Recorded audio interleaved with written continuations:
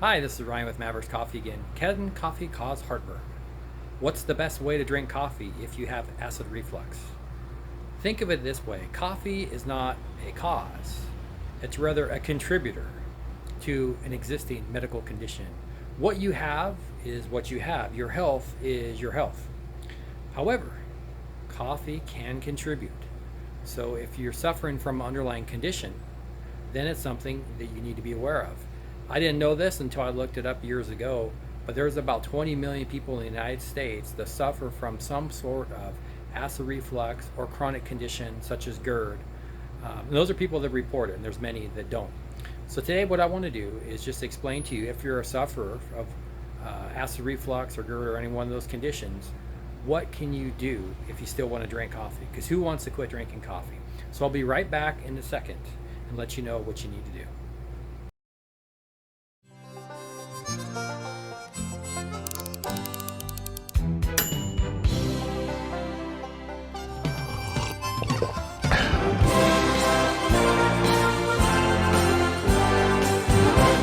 Okay, we're back. So I mentioned that coffee isn't a cause, it's a contributor.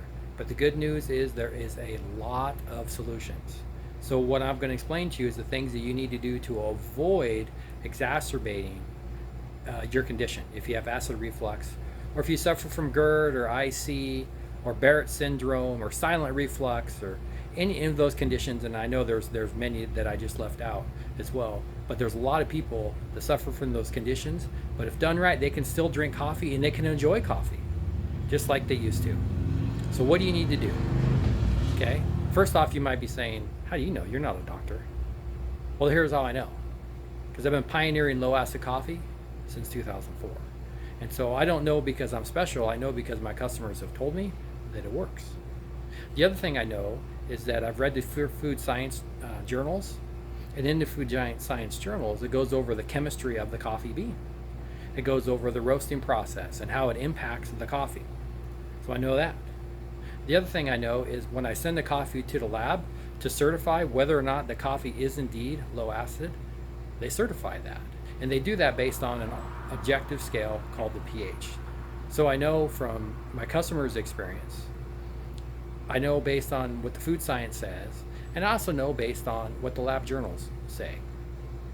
So, and what the labs verify. So that's the background I have, and I'm bringing it to you and hoping that I can be helpful. If you never buy a bag of Mavericks coffee, that's fine, not a problem. Hopefully you can still use this information to help you along in your process. So here's the first thing you need to be concerned about. Caffeine and acidity. Those are the two things that you should be concerning yourself with. Caffeine and acidity. And also, I may add a little later if I have time in the video, is you should be considering organic as well. And there's some reasons for that. So first, let's talk about coffee. Acid. What about coffee and acid? I don't know if you know this or not, but the coffee bean by dry weight, so you take the weight of the coffee bean, 8% of that weight is acid. Okay? Now this isn't like battery acid people throw in there. This is just an inherent characteristic of the coffee bean. It comes from the coffee plant, which is one of the most acidic plants in the plant kingdom. Okay, the acid is in there. Now a good portion of that 8% by dry weight is what we call chlorogenic acids, and their subset, which is caffeoylquinic acid. There'll be a spelling test at the end of this video. Those two acids really can play a role in exacerbating your condition. Okay, and the thing about these acids within coffee, there's two types of acids. There's non-volatile and there's volatile acids. Volatile meaning it's easy to eliminate. Non-volatile meaning it's not easy to eliminate. So chlorogenic acid, caffeoylquinic acid, that family of acids, they're non-volatile. They're very difficult to eliminate. In fact, the way coffee is roasted today, most coffee roasters will never even begin to scratch the surface on how those coffees, to making those coffees lower in acid, because they don't have the time or the temperature, which is a whole nother video on how the coffee is roasted in order to diminish, to evaporate off those non-volatile acids. So that's the first thing, acid. And you need to understand too, in the coffee industry, I've been in the industry for 20 years, when we're talking about acid, we're talking about, it's a cupping attribute. Coffee is scored. If you're getting a good grade Arabica coffee, it might be in the 80s, and it's scored based on one of 10 attributes. One of those attributes is acidity. Another one might be body. So there's these 10 attributes that coffee graders, call them Q graders, they grade the coffee, and one of them is acidity, meaning does it have a liveliness, does it have some fruity notes, those types of things that graders look to determine whether or not it's a quality coffee. Okay, so all the coffees that we buy, we don't buy low acid coffee.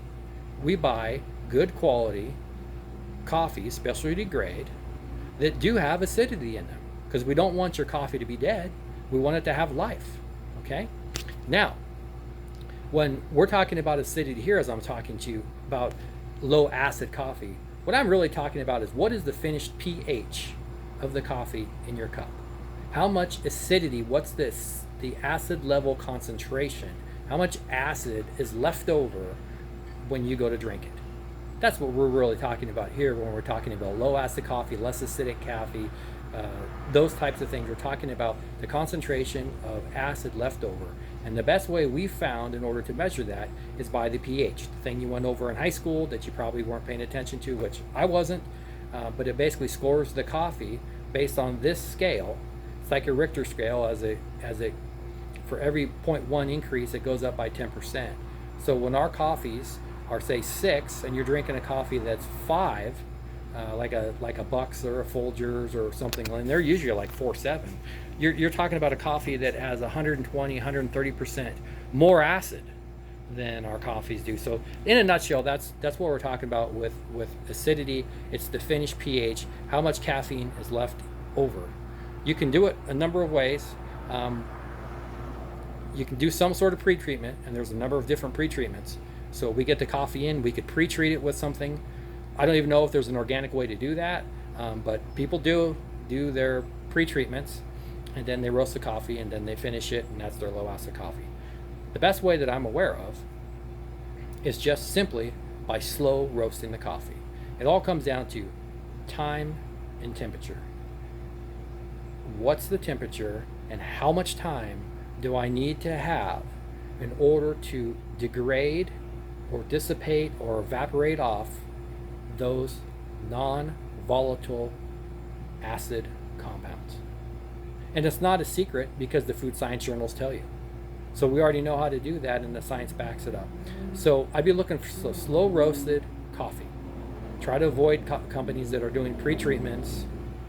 The next thing you need to concern yourself with is caffeine. Okay, coffee is full of caffeine. There's nothing you can do about it unless the coffee goes through a process to remove the caffeine. Okay, now there's several ways to do it. Actually, there's a number of ways to do it, but to oversimplify it for you, you can either have a water-based process, Swiss water, mountain water, or you can have a solvent-based process, which solvent-based process obviously uses solvents, chemicals. Methyl chloride is a very popular one. Okay, so water-based processed coffees don't use those solvents. And here's another thing to think about. If you're using a methyl chloride or some sort of conventional non-organic way of roasting or of decaffeinating your coffee will never be organic. You'll never know what they used. You might know what they used, but you really don't know how that's going to affect you. So if you get a water-based processed coffee, you already know it doesn't have the chemicals. But on top of that, you can get an organic coffee that is water-based process. And so it's processed with water using organic compliant methods. Okay, so that's key, because you might be able to get a low acid coffee, you might be able to get a coffee that is decaffeinated, but you know what? You might have a problem with the chemicals or the solvents that are used in conventional decaffeination processes. So you're always better to go the organic route. It just eliminates any potential problem with the processing agents. And also, if it's organic, it's by default non-GMO. So there's the two things to be concerned about. And as I mentioned, organic is very important. It's caffeine and it's acid. Caffeine and acid. Now there are some people that can drink low acid coffee and have caffeine, and other people that aren't. So it just depends. Everybody's health issue is different, and how coffee affects them is different. I tell people that are very concerned about it, You may want to start out with a decaf and a low acid, as opposed to just having a low acid. You may want to have no caffeine at all, and you can try there. And some people get both and they try each or one, or we send a sample out with an order. So the question at the top of the video was, what do people with heartburn do? Can they drink coffee? The answer is yes, but you need to understand the condition that you have, and you will have a good feel whether or not, say, you can have caffeine or not have caffeine.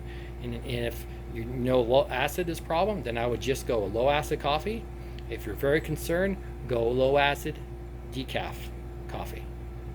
Okay, again, this is Ryan from Mavericks. If you have any questions, you can always just reach out to me. You can reach me at sales@maverickscoffee.com. I'm happy to answer your questions. You can go to our website and you can chat, and I'll be happy to chat with you and answer any questions you have, and hopefully get you on track to finding the right coffee for yourself and to avoid these future issues. And the one last thing I will say is pH. I'll be doing some videos on this. I've written extensively on our blog at maverickscoffee.com, so you can check those out. Hope this is helpful to you. Have a great day.